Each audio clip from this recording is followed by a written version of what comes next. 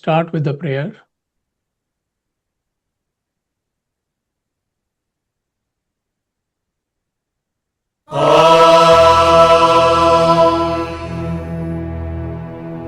सहना भवतु सहनौ भुनक्तु सह वीर्यङ्करवावहै तेजस्विनावधीतमस्तु मा विद्विषावहै ॐ शान्ति शान्ति शान्तिः।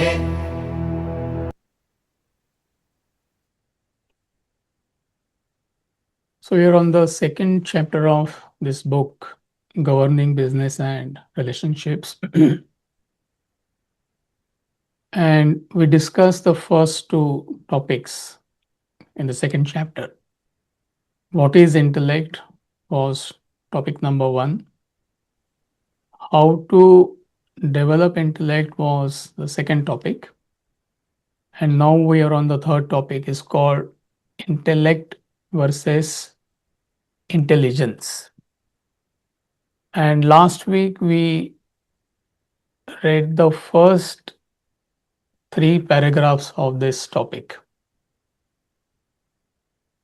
And it was briefly discussed. We haven't yet gone into the main points. So what we need to understand, that there is a difference between intelligence and buddhi. Buddhi means intellect. Intelligence is information, knowledge.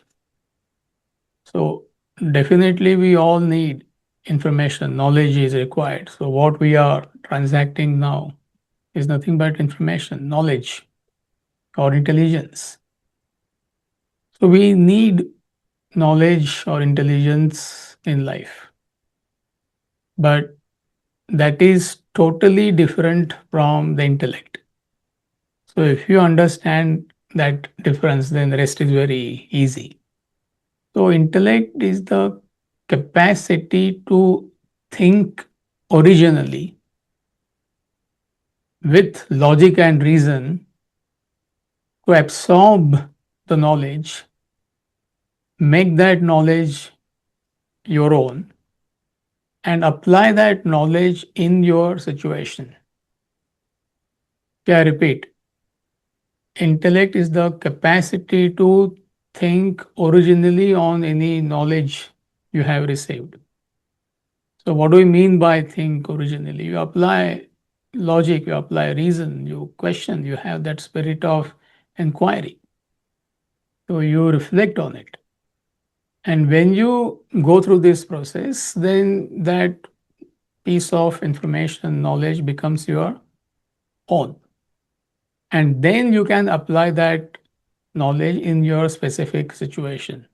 It could be knowledge of medicine, it could be knowledge of engineering, which includes the knowledge of Vedanta, which we are transacting right now. Number 1. Number 2, intellect is the capacity to manage your mind, govern your mind. Mind is nothing but seat of impulses, likes and dislikes, feelings, emotions, whims and fancies, desires.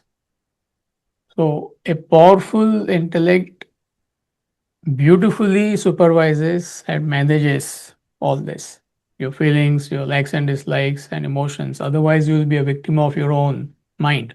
And you could be well informed in any subject, or more than a subject, one subject.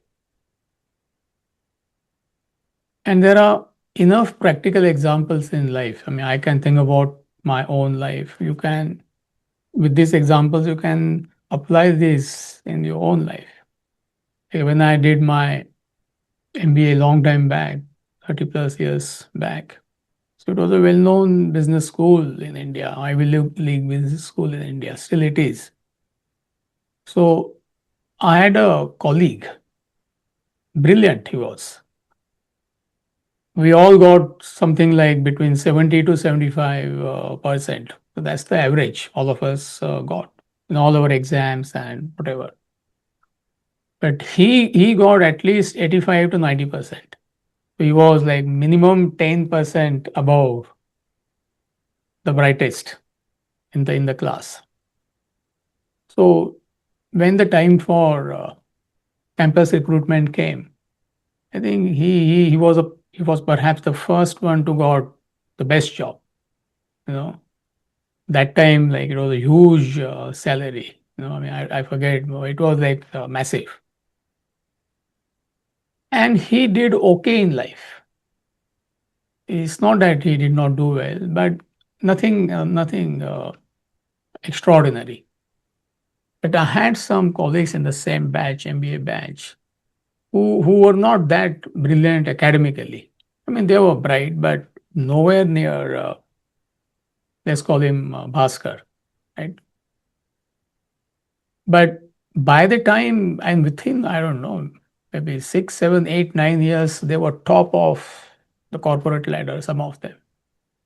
Like one was my, not only my batchmate, he was my roommate also. At the age of 35 or 37, he was heading a training department of a major multinational.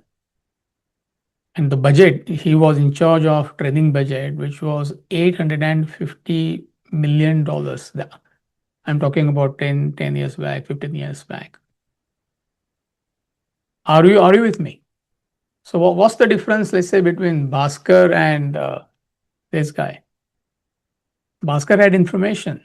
He had knowledge of management, but the intellect was not that powerful, relatively speaking. The other colleague, his intellect was very powerful. He applied himself in that particular field. The second example I can think of, I always give this example. My first assignment was in north part of India, 20, 25 years back. And I was hosted by a colonel in the army who was Swamiji's devotee. And his son also went to the same business school, where I studied. Our age difference was maybe 2 years, 3 years, something like that. And he specialized in the final year in marketing, advertising, and marketing. But he got a job in finance, I think Standard Chartered Bank or something like that. So he had no background of finance at all. And graduation was in science.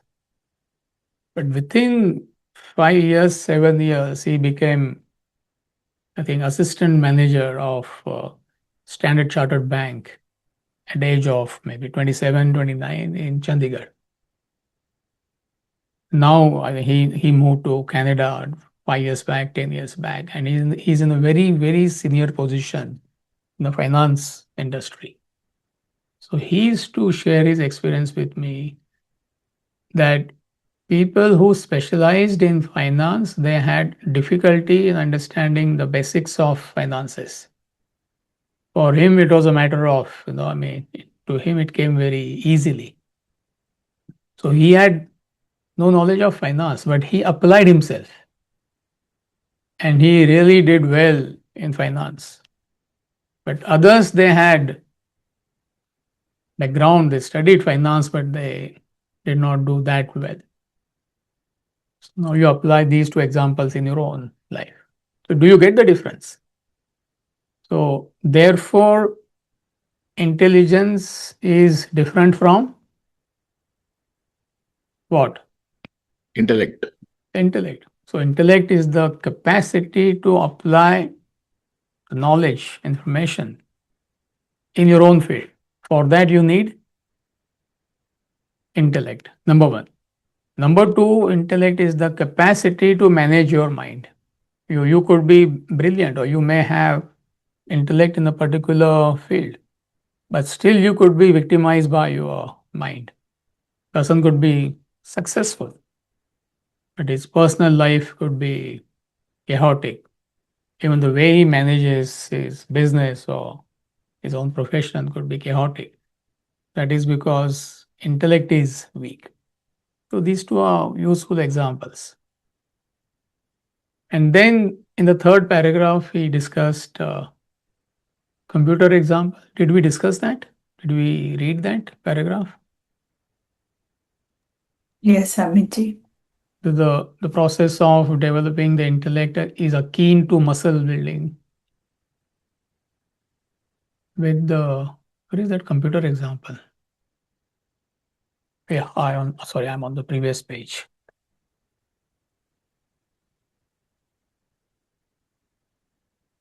Yeah, the intelligence acquired from external agencies is much like the data fed into a computer. Consider a computer charged with a complete knowledge of fire extinguishers, firefighting, and fire escapes. All the knowledge stored in its memory cannot help the computer act on its own. If the room catches fire, it cannot escape.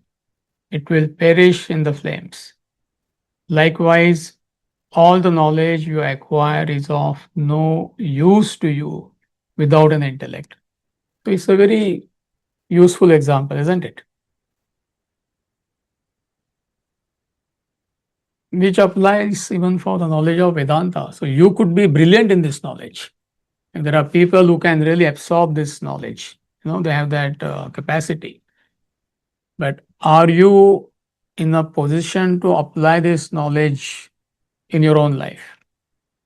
When you face challenges of life, simple example, you may know world is a pairs of opposites. All of you have heard this 10 times, 100 times. So you can't say you don't know. And you may explain it beautifully, maybe to others, or you may give answers in a discussion forum and all that. But when you face a challenge in your own life, could be any challenge, could be at home, could be at work, could be in a society, are you in a position to apply that piece of information in which you are well versed and manage your mind? So that is that computer example.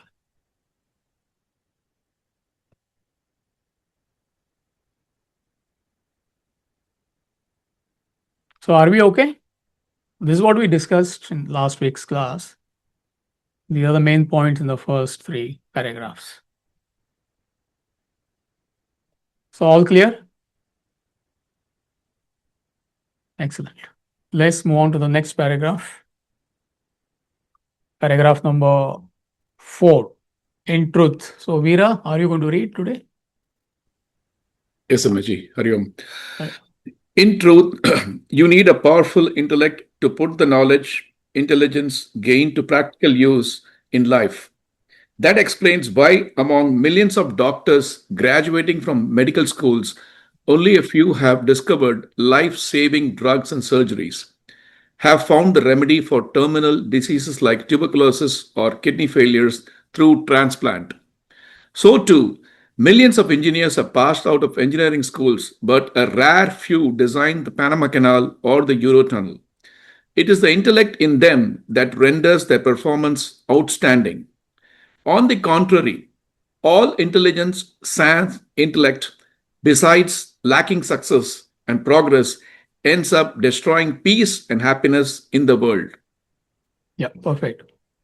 So there are two main points here. What are these two main points? Which we already discussed.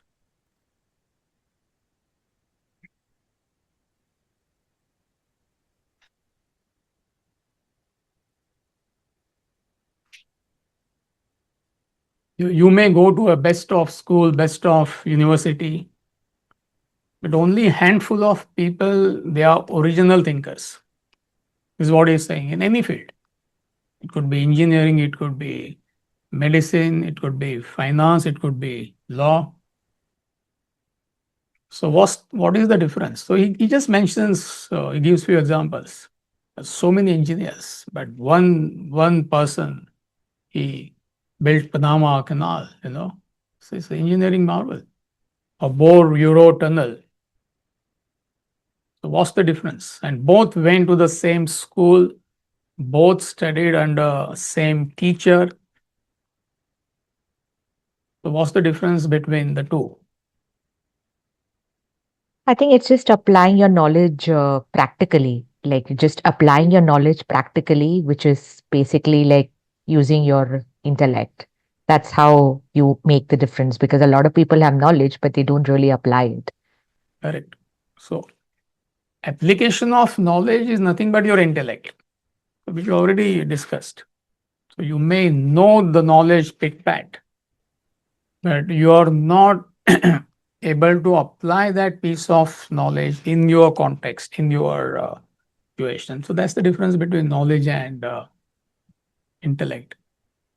And the last statement, on the contrary, all intelligence minus intellect, besides lacking success and progress, ends up destroying peace and happiness in the world. So it's a very useful and a practical statement.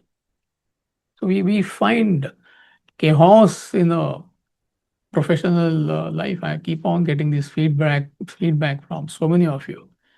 The way people manage their departments, their projects, and all that. So yesterday, I think last week, somebody was there with me. I can't mention the name. Somebody from you only, and he was really upset at the way he's working for a very well-known company in the US. That I don't understand what is happening. I mean, nobody seems to be having the clarity. You know, good many people are selfish, and the targets are set. You know, nobody wants to work, or few people want to work, and there's so much of confusion.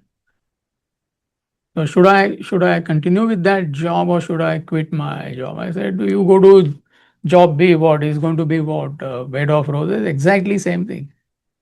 Here you're interacting with A and B. There A and B will be replaced by C and D.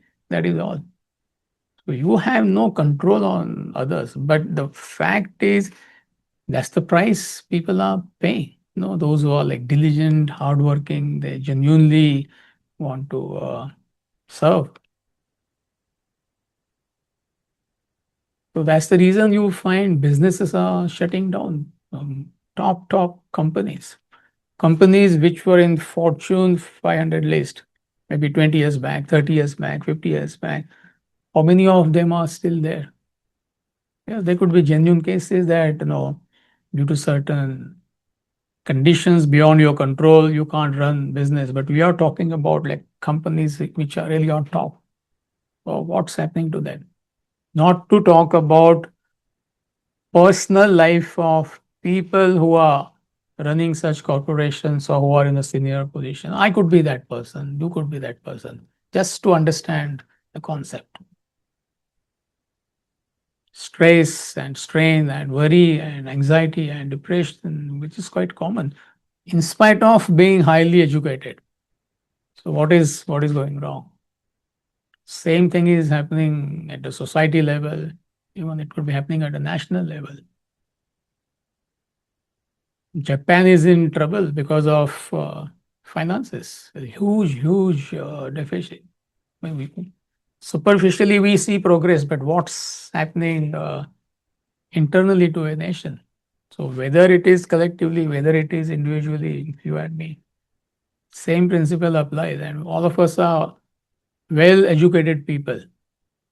Nobody is illiterate here. Some of you could be PhD, double PhD, or whatever.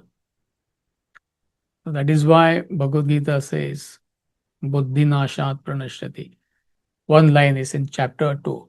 If you lose your intellect, destruction follows. Buddhi means intellect. Nash, destruction. You lose your intellect, destruction follows. So we can clearly see it reflected in our own life and also in the society. So that's the whole message. And that's what Herbert Spencer tells us. We read that, right, Herbert Spencer? Yes, Amici. Oh, Next paragraph. Oh, we are yet to. Yeah. Okay, yeah, please continue. Mirji, Aman, Modi, they have their hands up. Yeah, yeah, sure. Yeah. So, Amit, I see like two factors missing when we discuss about intelligence and intellect. Right. First, how do we define success? Because the success could be different, like it could be different for different people. Like the example you gave for Bhaskar versus his friend. Maybe the success was what he wanted from his life, and that was the best he achieved already, right? And for his friend who kept rising, maybe that's the success he wanted, right? So intelligence and intellect maybe was best achieved by Bhaskar in terms of what he wanted from his life, right? So I feel like how do we define success for ourselves? That also matters when we are thinking about intelligence versus intellect. See, we're And not discussing the. Are you done? second Yeah. thing, I believe when we discuss this thing, the factor, the chance factor is missing. I feel like because chance also defines what success we can achieve and we get to achieve. Because chance, maybe we are very intelligent, we just missed a chance, or our family circumstances changed in such a way that we just couldn't achieve even we are capable of. So those factors I feel like also define where we reach. See, first of all, we are not discussing the concept of success here. It's a total deviation from what subject matter we are reading and discussing. It's totally success. He will discuss later. And you are right. The concept of success is subjective. So we're not talking about that. What we are discussing here is the what is the difference between intelligence and intellect. And Right, just because you have intellect, again, each one's capacity is different. One person has got 10%, 20% intellect. So he will be successful in life based on his capacity. Another person may have the most powerful intellect, but he may not be that successful. So right, it is a right, totally no, no. You listen to me. What I'm saying. There are two different concepts. So there is no point to bring them in a discussion right now. What we are discussing here is what is intellect, what is intelligence. So one person may not even have formal education, but he could be very, very successful, whatever that success is. That's not the point here at this moment. And second, you are talking about like chance. Again, this is not what we are discussing, but since you brought it up briefly, I'm going to explain it. Life is based on cause and effect. There is no such thing called a chance or a luck. Like my guru says, take out your dictionary and strike out that word from your dictionary. Life is nothing but cause and effect. You sow a particular cause, you get a particular effect. You don't sow a particular cause, you do not get that particular effect. Sometimes we don't know the cause, so therefore we don't understand the effect. But life is based on cause and effect. My life, your life, anybody's life. So all these are different concepts, and fortunately, they are being discussed in the book in detail. So right now we are focusing only on understanding the distinction between intelligence and intellect. Are you okay, Aman Modi? right. Yeah. Thank you.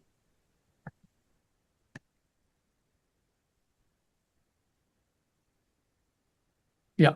Please continue, Veera. So, not realizing the importance of intellect in human life, people make no attempt to develop their own. Instead, they merely indulge in acquiring intelligence through surface reading of others, periodicals, and publications. Few go into the depth of any literature. Education has lost its meaning and purpose. For generations, human beings have turned into intelligent robots.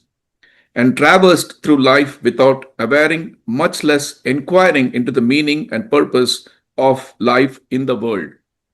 Herbert Spencer, a profound thinker and writer, was a rare luminary. Someone had asked him if he was a voracious reader. He instantly quipped, "No, sir. If I were as big a reader as others, I would have been as big and ignoramus as others." So just memorize that line. Herbert Spencer is saying that. I mean, the great scientist. If I were as big a reader as others, I would have been as big and enormous as others. So it is the depth of your study that matters, not the length. That's the message. You may read all the books which are in the library. We're not going to become Herbert Spencer. He was original thinker.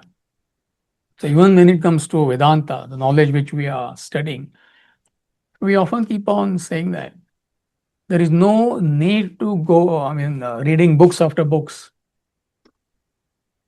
Or one person goes on, excuse me, listening to different teachers.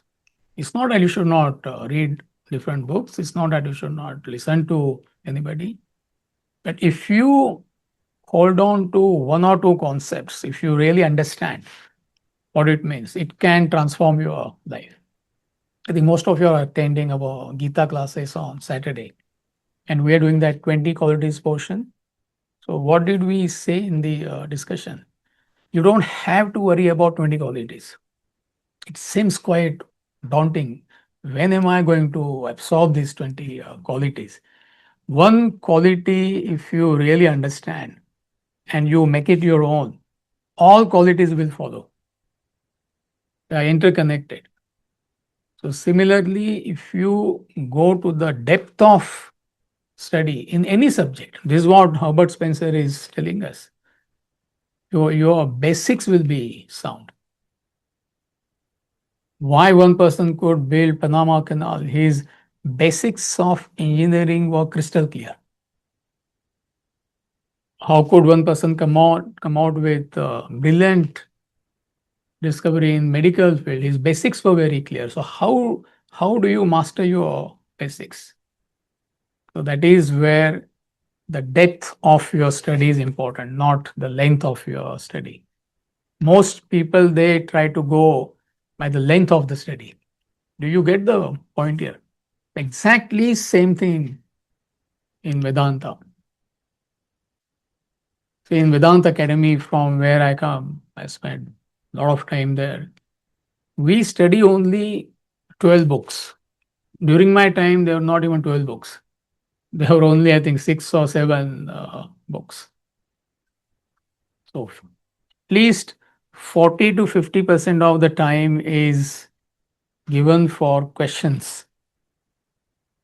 You ask questions, even lectures used to be very interactive during my time. There used to be presentations. So, it is the length of the study which is not important. It is the depth of the study.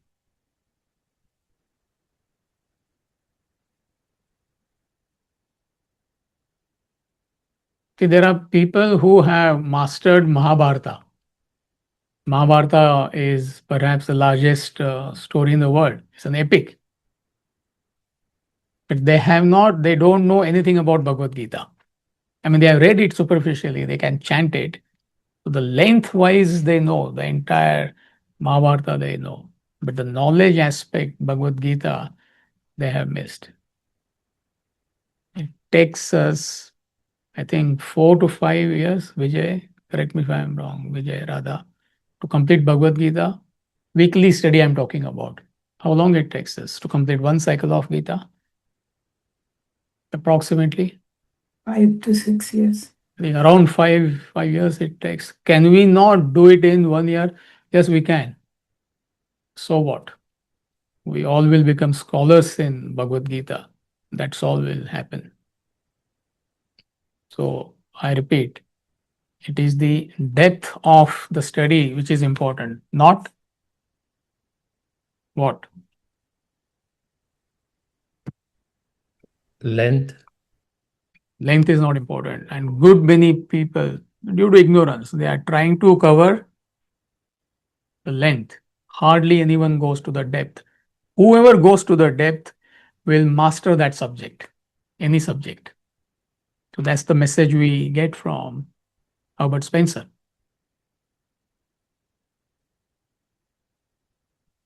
So that ratio between intelligence and intellect has to be maintained in your study.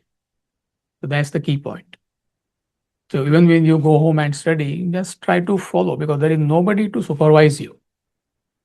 Those who are close to me, I kind of supervise their study. I mean, not supervise, but when they come and discuss with me, I try to give them inputs. Do this, don't do that. But most of you are trying to study on your own. So try to maintain that correct ratio between intelligence and intellect, the knowledge which we are getting, and your own study and reflection on that.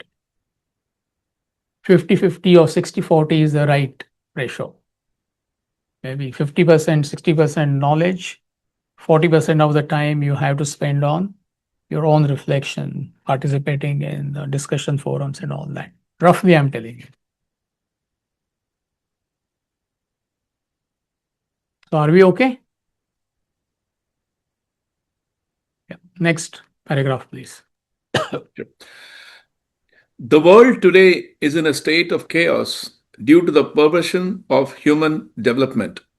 All intelligence and no intellect. That explains why even highly educated business persons, professionals, and scholars become alcoholics, rave with foul temper, succumb to worry and anxiety. It is the mind that craves for alcohol, the mind that loses its temper. Again, the mind that constantly harbors worry of the past and anxiety for the future. When the intellect remains undeveloped and weak, it is unable to control the vagaries of the mind. The frail intellect looks on helplessly as the mind devastates the person. In such a condition, the business, profession, and even family relationship run into shambles. On the contrary, those having developed a powerful intellect with or without academic distinction can hold the mind under perfect control and direct action to spell success and peace in life. See, already we discussed one could be highly educated, but the personal and professional life could be chaotic. One person could be illiterate, relatively speaking, but he may have perfect control on his mind. He could be having a powerful intellect in his own subject. Now, Herbert Spencer did not go to any university. He was not a graduate of any university. Which university Shakespeare go to? But if we need a degree, we need to study Herbert Spencer. If we need a degree, we need to study Shakespeare. So that's the main point.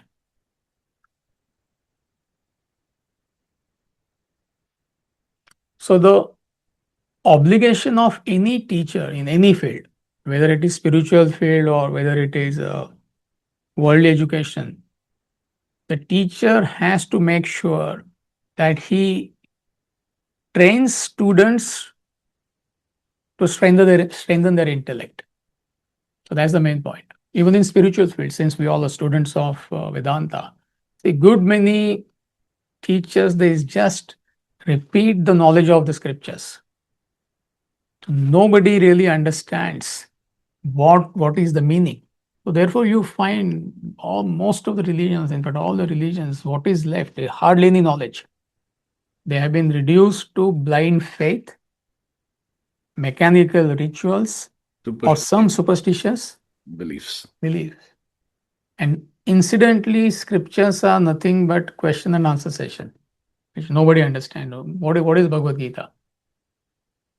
Arjuna is asking questions, Krishna is giving answers. You go to Upanishads, student is asking questions, master is giving answers. So it is in the format of a question and answer sessions. In some places, you dare not ask a question. Oh, why Krishna is saying this? What do you mean? Krishna is saying, how dare you question? So, the spiritual teacher is to help others develop their intellect, not mechanically repeat the scriptures. And then he is talking about when there is only information and there is no intellect, meaning there are no values, what happens either at personal level or at society level? Any government can be run by service and sacrifice only. Any government, you may be the prime minister, you may be the president, you may be the local mayor, governor, or whatever, doesn't matter. If you want to be successful, if you want to do justice to society or a community, your life has to be based on service and sacrifice. You can't run government by usurping power or money. You may do it, but then there is chaos in the society. Same thing in your own profession. If you want enduring peace and success, your life has to be based on service and sacrifice. I'm talking about corporate world. Most of you are working in the corporate world. So if you want enduring peace and success, only if you function with the attitude of service and sacrifice, you can achieve both. You will be peaceful, you will be successful, and nothing will be lacking in your life. That's what I mean by success.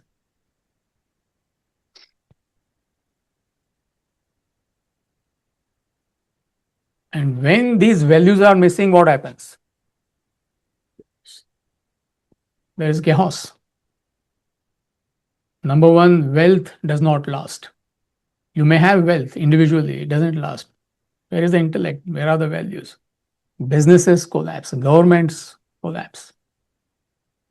I'm just throwing main points at you. I mean, it is for you to think. Everything cannot be discussed in this class.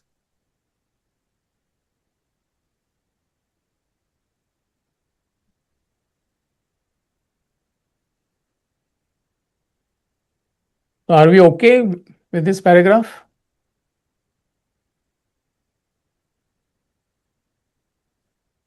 All clear?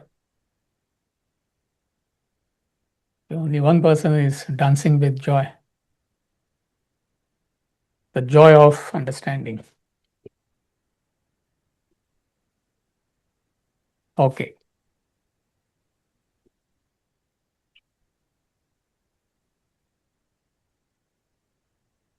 Can I start, Anuji? Yeah, please. The educational systems the world over must be held responsible for the debacle of the intellect.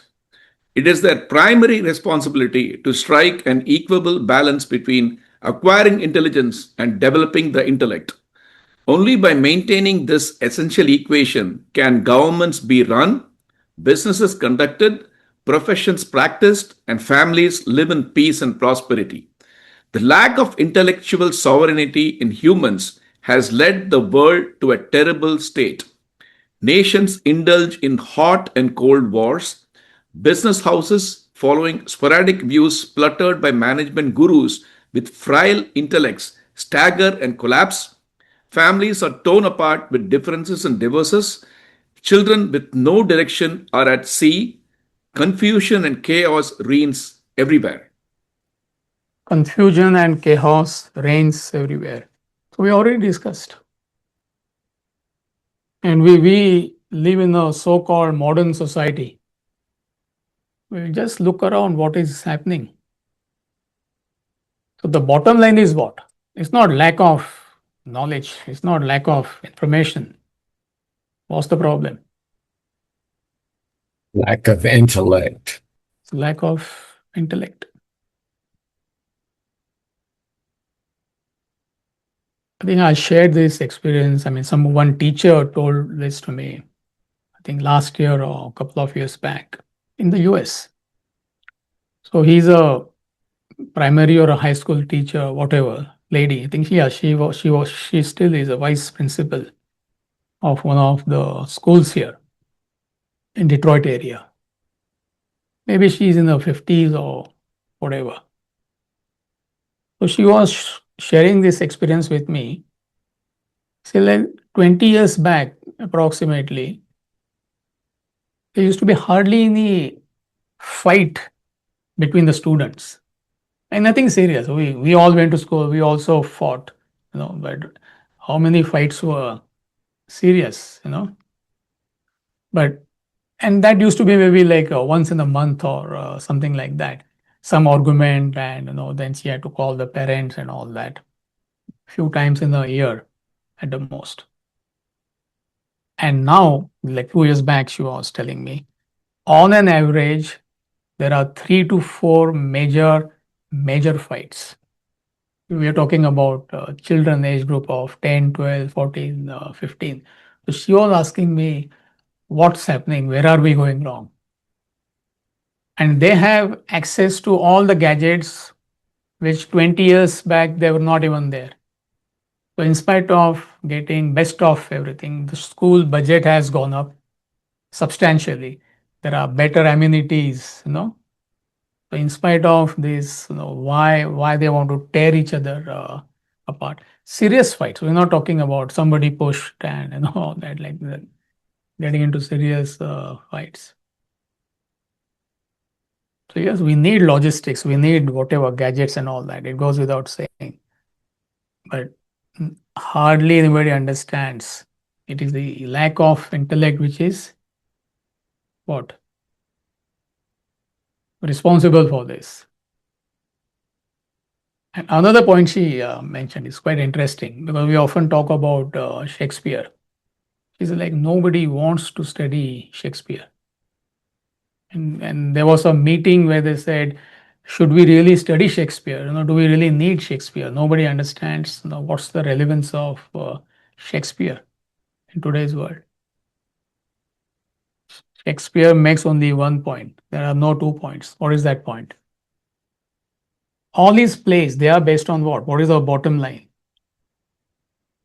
Whether you study Hamlet, whether you study Macbeth, whether you study King Lear, there's only one point. What is that point?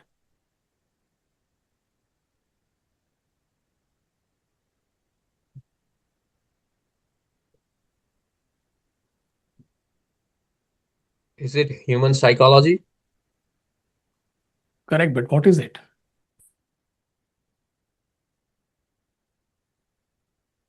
Any character of Shakespeare got into trouble or there was a tragedy, either individually or collectively. There is only one point. What is that point? Any play you take. Lack of intellect. Lack of intellect. When mind overpowers the intellect, what happens? What happened to King of England, King Lear, the historical play? The whole nation paid the price. You and I, our mind overpowers the intellect. I mean, how does it matter? The maximum our family will be affected, or maybe few people will be affected. But the leader of the nation, King Lear, that's the main message. The whole nation pays the price. Same thing, Macbeth, Hamlet, personal relationships, Othello. He was a most decorated soldier in the army, but he could not relate to his own wife, Desdemona. Incidentally, she was an angel, literally speaking. The absolute chaos. Julius Caesar, what happened? Brutus, we are talking about. So that's the main message in any play of Shakespeare. So that's what the teacher was discussing with me. I thought, let me share with you.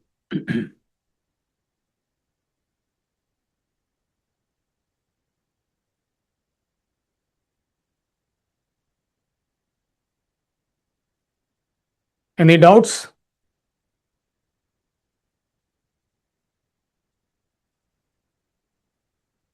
All right. So the next topic is called acquisition and enjoyment. In fact, Bhajagovindam talks about it.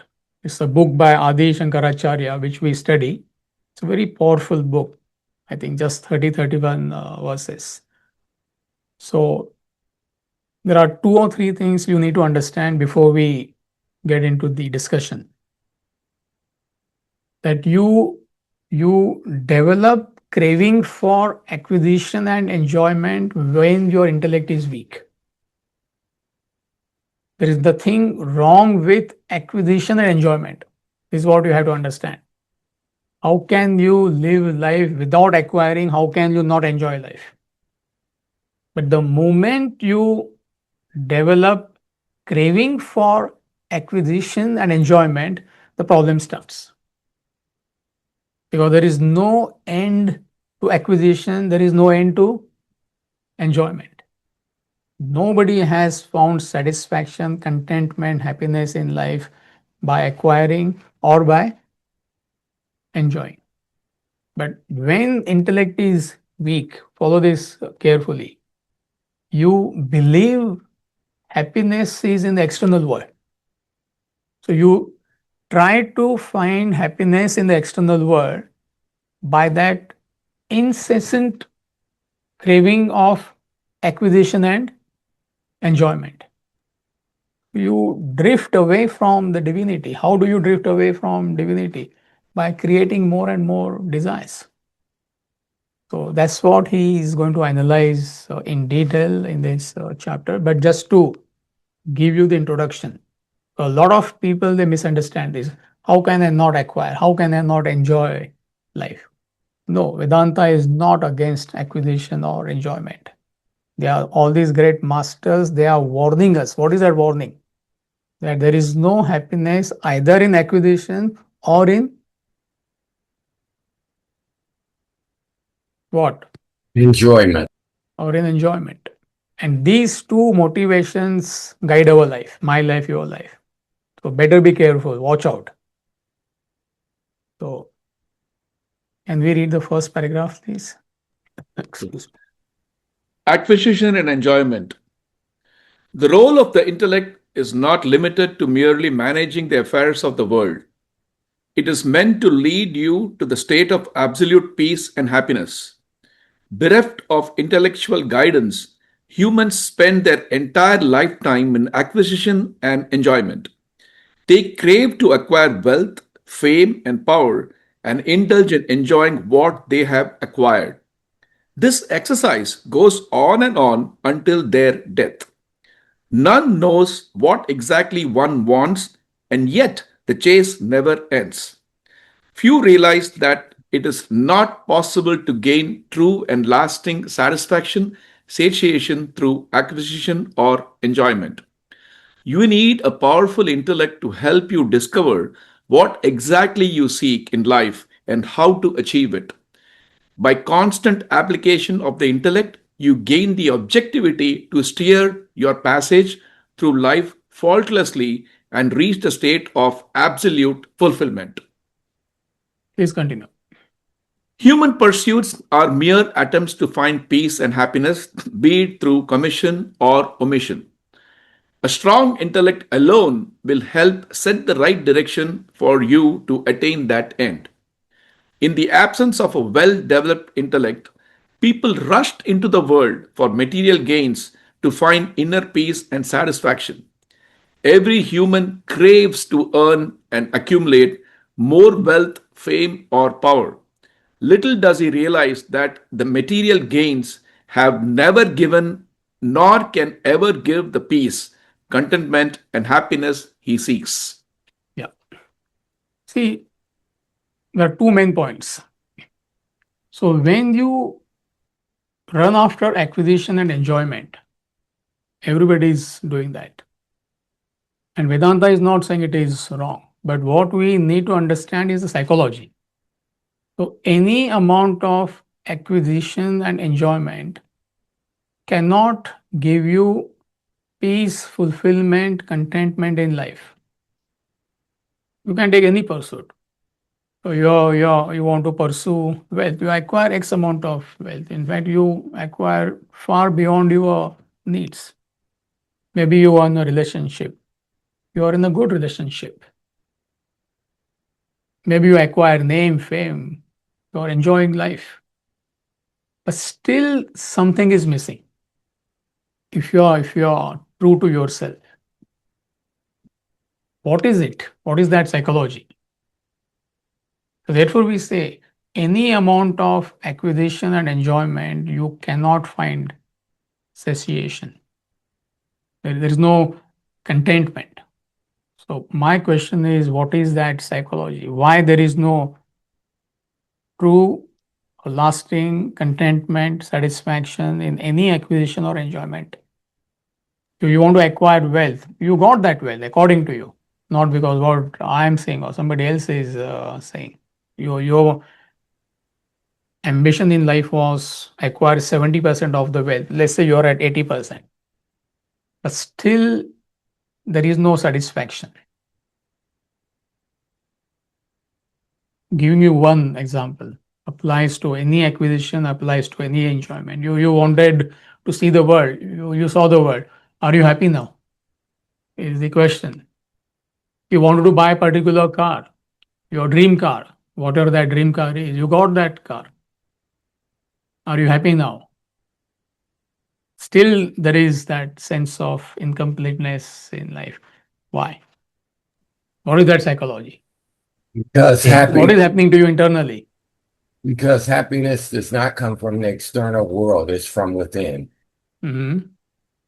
Yeah, excellent. That is one reason. There is no doubt about that. Impermanence. Mhm.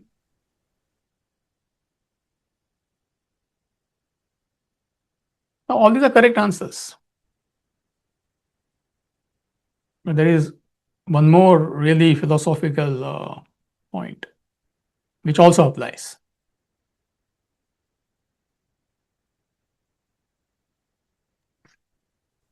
Because they never feel that need for wholeness and peace. So they are always going to be like temporary fixes to what one is searching for at a deeper level. Correct. But the question is why there is no completeness, why there is no wholeness. You acquire all the wealth in the world. The desires never end. Desires never end, correct? The question is why. Mind is working instead of intellect. Yes, correct. All the correct answers. All of you are giving very good answers, but there is still something else. You acquire X amount of wealth, you want more. It's happening to everybody. You Material are Square or more or less. comparing to others. Sorry? You are comparing yourself to others. Yeah, that Am I point correct? also is there, but there is no comparison. You're right on top. Are you going to be happy? You know, material gains can never give happiness. no, that is ultimate truth. But right now, is material gains are giving us happiness. We believe, and therefore, that wild goose chase. You want power, you get power. You want more power. So why any acquisition and enjoyment cannot give you satisfaction, fulfillment? Because what desires are endless. correct, It's the craving, the Krishna. correct, but the Is point the is why. Point is why. quality of desires is not good? Sorry, I missed What you. you're desiring. So the quality of desires is not good. You're desiring wrong things. I mean, you're not wrong. You're desiring the right thing. You want wealth. As far as you're concerned, it's the right desire. That's what you wanted. You got all the money in the world. You want more. You wanted power. You got power. You want more power. You got the best spouse. Still, you want something else. No, she's not. She missed my, I don't know, wedding anniversary or whatever. The reason is what we are actually looking for is infinite peace and infinite happiness. This is the psychology. That any amount of whatever you acquire from the world is finite. You may acquire vast amount of wealth. Others may say it is infinite. But still, that infinite is finite. End of the day, you can, even if it takes 1 month to count your bank balance. I think Pankaj is knowing he's a banker. So somebody has got, I don't know, $1 billion, and you lay $100 bills. How long it will take us to count those? You will know. Maybe 1 month, 2 months. So end of the day, it is finite. But still, however vast that wealth is, it is finite. You may have all the power in the world, still it is finite. So what we are looking for is infinite peace, infinite bliss.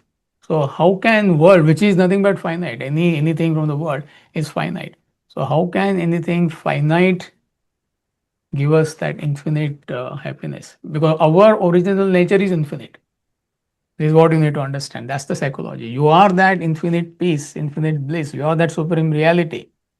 But due to ignorance, you are trying to find peace, which is finite, in the external world, where it is not there, first of all. And even if you start pursuing that, what you actually want is that infinite peace. So, any amount of acquisition and enjoyment is not going to give you satisfaction or contentment. Number one. Number two, you don't know what you want in life. Acquisition I am talking about, and enjoyment. You believe you know, but actually you don't know. When you're a bachelor, what you wanted, and you thought that, I mean, the day I get a beautiful girl or a husband, perfect husband or a wife, what will happen? There was incompleteness. You don't understand this. Nobody is married here. I don't know. Or you forgot now. I mean, I'm fully with you. Now your happiness is when does she go away? When she goes to UK or even to Flint for half a day, there is a celebration at home. But that was not the case 20, 25 years back. Used to hover around her house or waited in the garden, and whatever drama you did, you only remember. So there was that void, the day I acquire partner, I'll be happy. Genuinely, we all have gone through that. The day you acquired a partner, right partner, according to you, what happened? Were you happy? Were you fulfilled? For the time being. Immediately, mind wanted what? All I need is a one boy. You got one boy, you got one child. Were you happy? No, two is best. One, I heard so many things, can get lonely. There'll be problems. So let's produce another child. I know one family, young couple. They already have 4 children, and they are like fifth one is in the making right now. It's like half baked, maybe 6 months in a mother's womb, and they are not going to stop at that. They say no, we want 6, 7 children. We're not saying it is right, it is wrong. So you got children, whatever the combination, one boy, one girl. Were you happy? Yes, for the time being. Let my children settle down. Children settle down in life. Were you happy? And that wedding headache. Let me be done with this wedding. And wedding is done according to you. Nothing goes wrong. Everything is perfect. Are you going to be happy after that? You wanted some success in your career. You got that. You wanted wealth. You got that with God's grace or whatever. Then you wanted power. You got that. You wanted some position. I want to become honorary member of some famous club or something. You got all that. You wanted fame, you got fame. You wanted recognition, you got recognition in your own field for your work. So you may get all this, but are you happy is the question. So therefore, we are saying, what is it that you want in life? You don't know. That's the answer. Somebody may say, no, I want to study Vedanta. No, this is what you wanted before you took to the study of Vedanta. Now, when will I reach the state of enlightenment? Then I will be happy. Or when will I grow? No, I will be happy. So when are you going to be happy? So therefore, the psychology he's telling us to think. Any amount of acquisition and enjoyment, you cannot find satisfaction, contentment, number one. Number two, you believe you know what you want, but actually none of us knows what we want. Think carefully about it. You may feel at this moment, this is what I want, but that's not it is. Therefore, I gave 6, 7 examples. So you can come out with your own examples. Therefore, the solution lies in not linking your present happiness to your future acquisitions. There has to be a solution to something. If you are free from the craving for acquisition and enjoyment, then why do you need this knowledge? You are beyond knowledge, isn't it? So how you, as a human being, you have to be progressive. How can you not be progressive? But at any stage, don't link your present happiness to future acquisition. If I acquire that, I'll be happy. When are you going to be happy? If I enjoy that, I'll be happy. When are you going to enjoy that? Whatever it may be. That does not mean you should not acquire. That does not mean you should not enjoy. Just be dynamic. Just be progressive. You will end up acquiring. You will end up enjoying, even if you don't want. But don't link your present happiness to your future acquisition and enjoyments. That's the mistake all of us are making. That the day I get promotion, I'll be happy. Is it wrong to aim for promotion? No, but then till then, are you going to be miserable? The day I move into a bigger house, I'll be happy. Till then, are you going to be miserable? You enjoy bigger house. Children get married, or you understand, what to do with the 15,000 square feet house. The day I downsize, I'll be happy. But till then, you'll be miserable. When are you going to be happy? So therefore, he says either by commission or omission, you are trying to find happiness most constantly. So let's conclude with this. A lot of material to think about, and you have to apply yourself. That is where these discussion forums are there. I mean, I can't explain beyond a point. This book is designed for you to think and reflect. This is different from Bhagavad Gita. Bhagavad Gita has to be explained. It's very subtle. This book is same knowledge of Bhagavad Gita, but explained in a very simple and practical way. So the more you apply yourself, the more you discuss it, either at home or if it is opportunities there or amongst yourselves, it will be more useful. So there are 1 or 2 announcements, and after that I'll give you 5 minutes to clarify your doubts, if any. Yes, Radha. Hari Om all. First, we have the Q&A session this Wednesday, August 12th, where Amitji will answer questions that we have raised in small GD and sent to him directly. So we always send a message to the questioners, and we request them to be present during the session. You all know if you have asked a question, so please make it. It's on Wednesday from 7 to 8 p.m. If you have further questions, you can send it to questions@vedantamidwest.org. Second announcement is on the Guru Purnima, which we just celebrated with listening to Swamiji's lecture.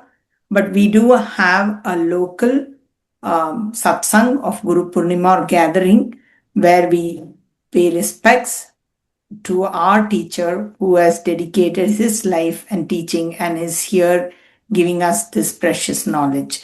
So it will be the local satsang will be held in Troy, Michigan at one of our class members' homes.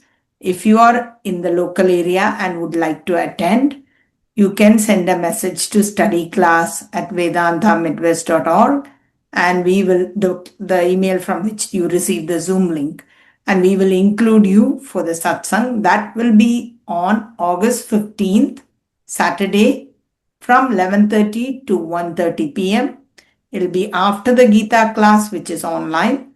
So if you are in the local area and would like to attend this program, please message us and we'll send you the location, address, and the event details. Thank you. So any quick questions from what we discussed today?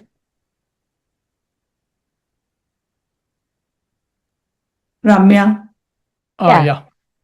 Hi, Amirji. So, I Hi. mean, just to kind of like understand the concept. So, basically, what we need to do is we need to aim, we need to have obviously aspirations and ambitions of what we want to do, but we should not kind of restrain ourselves from living in the present, thinking that, okay, if I have XYZ targets, but I'll only be happy if I get those XYZ targets versus that just have the targets because I'm just trying to understand how do you coexist with like the acquisition and enjoyment aspect of life and also not getting bound and restricted by that.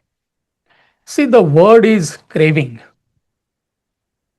So we keep on saying there is nothing wrong in acquisition, there is nothing wrong in enjoyment. The moment you develop craving, the greed, you can use any word, then the problem starts. So that does not mean you should not be progressive in life. You can take career as an example. Like what ambition you had when you passed out from a business school or medical school or engineering school. So naturally, any youngster will have ambition that I want to do well in my career. I want to become whatever, the vice president of my company, by the time I'm 25, 30 or 40 or whatever. So there is nothing wrong in keeping a goal. But if that goal, ambition, aspiration, you can use any word, they are synonyms. If that ambition is supervised by intellect, then it will not develop into craving. Then it is something positive. Aim, ambition, aspiration. The moment mind takes over, you can use the word greed, craving, lust, or anything. Then you are victimized by that. Then you are in that trap. If I get that, I'll be happy. If that happens, I'll be happy. That means you're never going to be happy. So at any stage, whatever you have right now, there is so much to enjoy. So why don't you focus on that and you enjoy? And there is nothing wrong in aiming for more in life. But don't link your present happiness to your future acquisitions. If I acquire X amount of wealth, we all need wealth and anybody would like to be comfortable, you know. So there is nothing wrong in having planning for X amount of retirement fund or bank balance or something. Let's say your target is 1 million. I'm just giving you that figure roughly. And somebody is at a half a million level. So does that mean you will be happy only when you hit $1 million?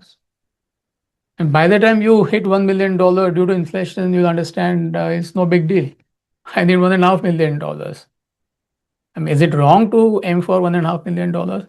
It's a wild goose chase. There are people who don't have anything.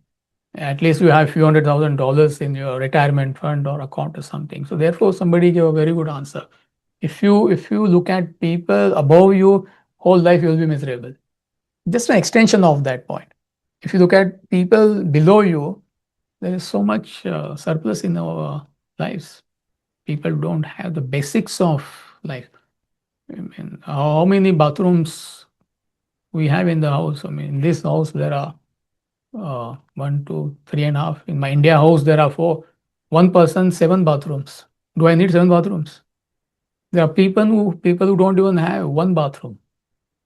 If I look at 15,000 square feet house near West Bloomfield surrounded by lakes, they must be having 20 bathrooms.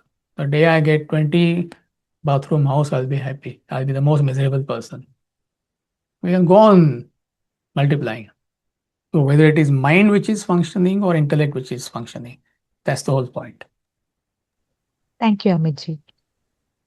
Amiji, as craving not being happy and not craving is being happy. And in previous hour, you addressed so many things. where happiness is not. Can you address where it is? Yeah, correct. So, what is your question, Uncle? Its craving is also synonymous with not being happy, and not craving is being happy. And number two is that we addressed various things that where the happiness is not there. Where is it? See, broadly speaking, there is no happiness in the world. Okay. This is the ultimate and absolute statement, absolute state. But point is, have we reached that state? I mean, sounds very like, philosophical and inspiring, and that's what our aim should be ultimately. But till we get there, definitely our happiness is, we are trying to find happiness in the world. You cannot deny that. Whether it is there or not, that's not the point. So therefore, when you get there, you understand there is no happiness. But there has to be some practical solution for this also, as long as you and I have desires. So therefore, it's a very practical solution he is giving. Don't link your present happiness to your future acquisitions. The wealth is a beautiful example. Is there happiness in the wealth? From absolute point of view, there is zero happiness. Otherwise, all wealthy people will be supremely happy. But we need wealth. We believe that when we acquire X amount of wealth, I'm going to be happy. So whatever wealth you have at this moment, be happy with that. Be content with what you have. And then there is nothing wrong in acquiring more. And with this knowledge, one day you will understand that wealth has got absolutely nothing to do with my happiness. That does not mean you discard wealth, but till you reach that state, any amount of discussion, any amount of lecture, any amount of reading scriptures is not going to help you, because you believe I need wealth. So how do you deal with that particular desire? So they are so practical. you know about career, you say, I mean, is there happiness in becoming a CEO of a company? Answer is yes and no. There are people who became CEOs and the first thing they wanted to do was retire. We often give example of a person who wanted to become prime minister in India. I'm a relatively unselfish person. The moment he became prime minister, within 2 3 months, he gave a statement in the press, I want to retire from prime ministership. It's a headache. Every day there are 10 people who want to pull you down. So is there happiness in becoming the most powerful person in the world? At this stage, nobody can convince you. You believe, you know.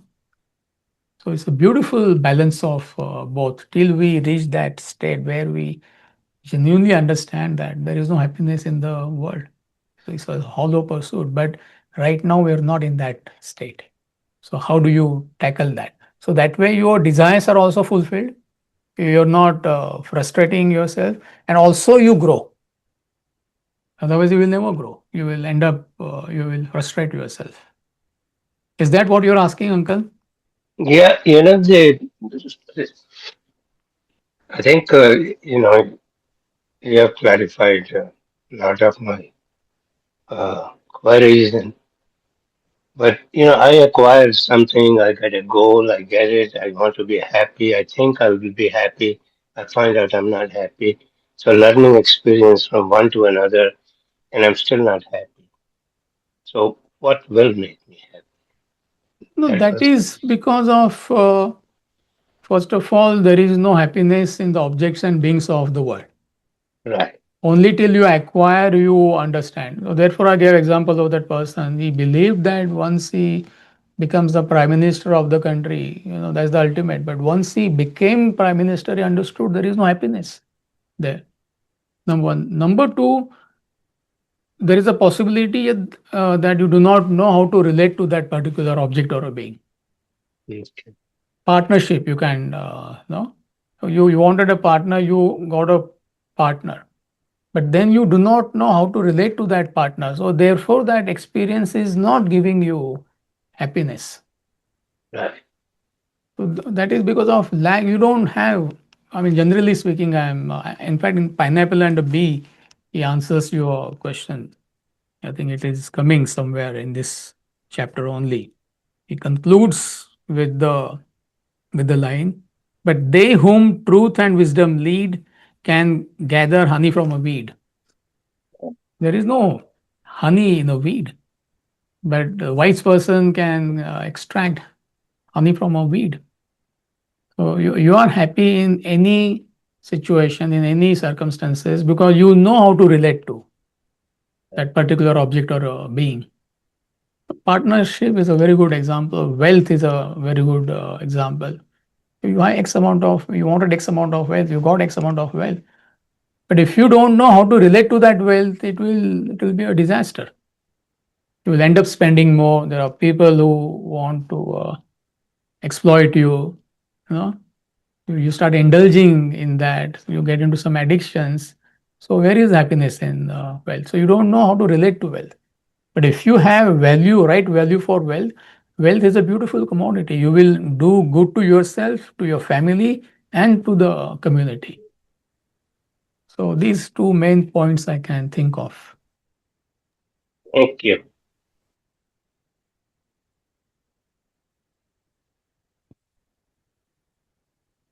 All right, so let's conclude for today, and I'll see you next week. Thank you. Thank Thank you, you. Amiji. Thank you. Thank you, Amit ji.